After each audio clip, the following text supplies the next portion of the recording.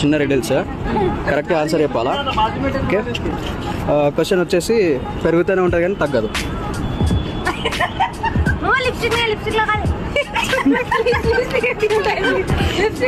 చెప్పండి. కాదు, wrong answer. కొట్టేస్తే తగ్గిపోతుంది కదా, మళ్ళీ పెరుగుతుంది కానీ ఒక్కసారి పెరిగినాక మళ్ళీ తగ్గదు.